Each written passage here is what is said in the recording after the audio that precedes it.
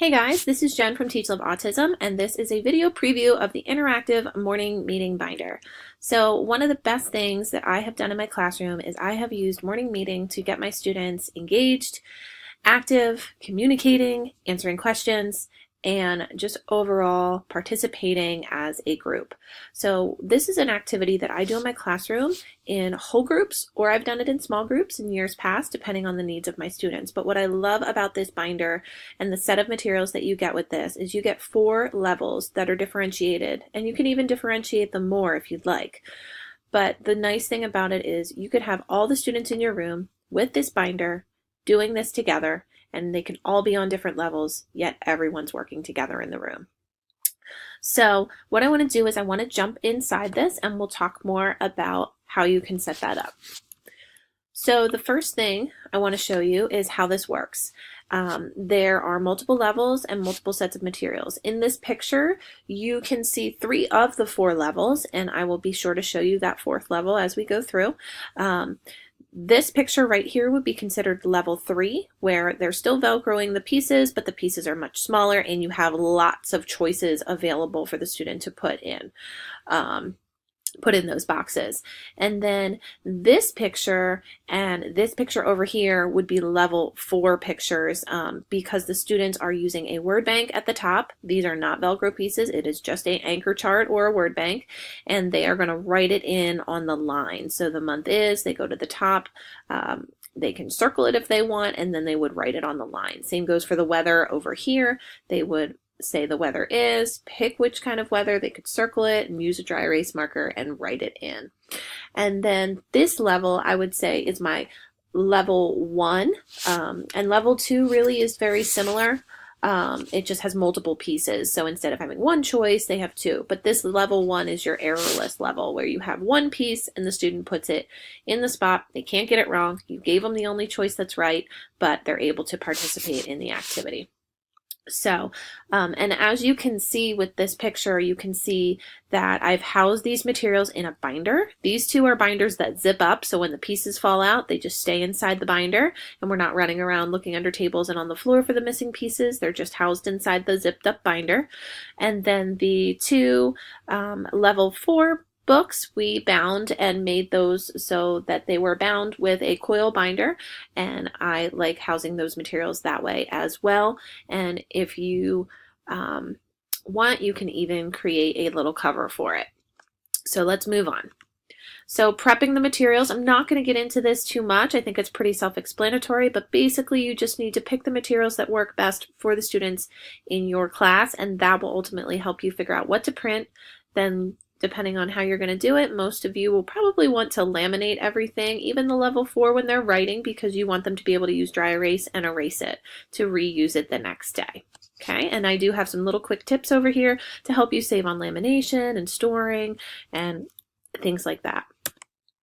So first level is your level 1, and this would be what the level 1 materials would look like. They have bigger pieces, they have 1 piece on the board, and then they have the actual sentence where they're going to transfer that picture of Cloudy and put it down into that box. And then they're going to have these calendars where they're going to put the number down onto the calendar. I highly suggest not laminating the calendars, but actually putting them all in a sleeve protector and then putting Velcro on top of that sleeve protector on the boxes, so that all you need to do every month when it changes, you can take the paper calendar out and the next month will be there. That's my little quick tip that I have, so that you're not using tons of Velcro and lamination for every student's set of calendars. All right, and then this is just level 1. So you can see I even have the board at the top that you would use to house the 1 piece that the students would then transfer to this board. And I have days of the week, months, with real pictures and black and white. Then I have the calendars with real pictures and black and white. Then we go into the date, the year, the weather in pictures and black and white. We have a temperature board, and the one thing I like about this is once they put the temperature on, then you can help them identify hot, warm, cool, and cold to use that for the It Feels page, and they're going to choose hot, warm, cool, cold. So you see I gave lots of options of materials, And then we get to level 2. So level 2, we consider it a limited choice. And this level allows for you to have multiple pieces at the top, and they are also smaller. So you can pick and choose what pieces you'd like out. So for the season, you can have 2 out, you can have 3 out, you can have 4 out. It really depends on what you want to do to challenge that student. You could even have a level 1 student that you just want 1, but you want these smaller pieces. So this option, or this level, really provides a lot of options. So I'm going to go through that quickly so you can see. Lots of real photos again, color pieces, but also black and white options available. I like how these materials are minimal in distraction. And then we move on to level 3. So as I showed you before, there are multiple sentences on a page in level 3, and you can have some actually, or all of the options that you would want up above with your Velcro. So all of these are manipulated through the Velcro.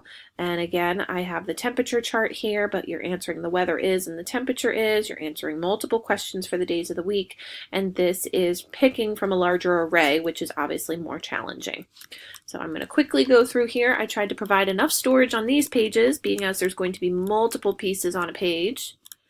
And yet we still have the same calendars, black and white versions as well, the temperature, and then we move on to level 4, which is your open-ended or your written version. So you can choose in level 4 to use the word banks or the anchor charts at the top here. You could choose to have none of it and have the students, if they know how to spell the words, or if you have something on a bulletin board that they can copy off of, you can do that as well. But I like the option of the word bank, so students could circle their answers and then be able to refer back to it to write it on the bottom page.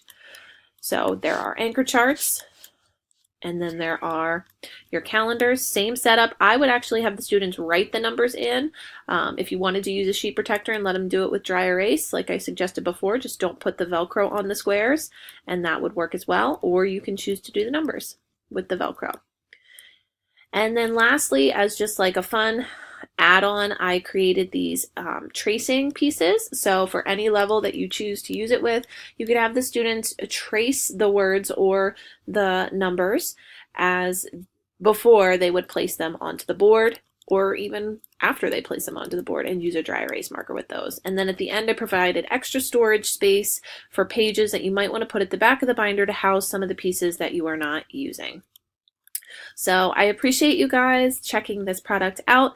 If you like this binder, you may want to check out this one at the end here, this interactive morning meeting using Google Slides, because this is a projectable version of this exact product that you can use on a smartboard, with a projector, or with a device such as an iPad or something that you would like to have it up on a board for your students while they're doing it in their books. So I appreciate you guys taking the time to check out my product. As always, you can follow me at Teach Love Autism on social media. You can also check out my blog and my website and get more tips and tricks there. I would love to hear from you guys on how you like this product, and I appreciate you taking the time to learn more about how to better your students and yourself in the classroom.